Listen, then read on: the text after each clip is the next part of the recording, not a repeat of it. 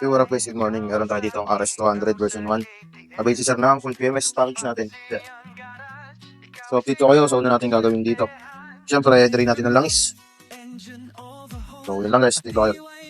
Fix dito sa shop na to. Problem solved. Wala nang hassle. Kinitsule na natin. Ayun lang si sir. Tanggalin natin. Siyempre, magkakabit na tayo. Tapos, ito, bago na to. Ito yung luma niya. Lagyan muna natin ng langis yan. Bago natin.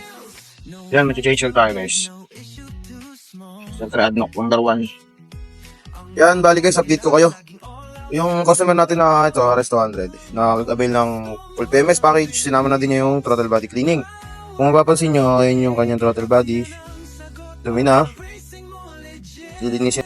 Salangan natin yung ultrasonic. Ultrasonic. Yung ano pala, throttle body natin, salangan natin sa ultrasonic. Lub muna natin yan. 0.5. Check natin yung clearance ng ano nila. Sinunod ko na to eh. Yan. Yan guys, lock brand nyo na. Lock as a brand nyo na guys. Then throttle body na full PMS natin. Ayan. All goods na lahat. Ayan. Kabit na lang yung mga. Yun guys, if cleaning tayo. 44K. Siyempre, kasama sa package natin yung clean cleaning. Ayan. Kanina itim yan, di ko na na-video. Ayan. Yan guys, update ko kayo. Ito na yung last part na gagawin ko. Yung pag-bleed ng preno. Kasama po sa package natin ng full PMS po yan. Pansinin nyo po yung fluid ni sir. Lupang-lupa na yung kulay. So yan, tawasan natin na bleed. Check natin kung preno pa. Yan, preno pa. Okay.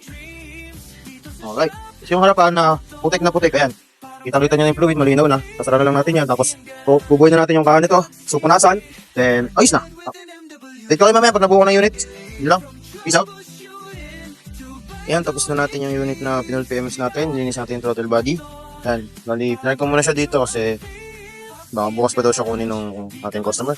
So, yun lang guys. Peace out.